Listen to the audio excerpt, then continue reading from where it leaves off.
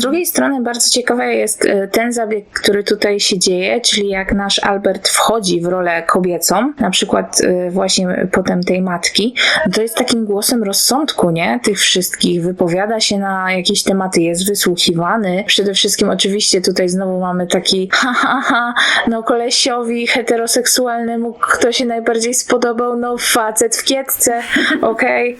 No. Oczywiście, to jest też stały motyw, musi Tak, być. to jest stały motyw przede wszystkim naszych polskich kabaretów.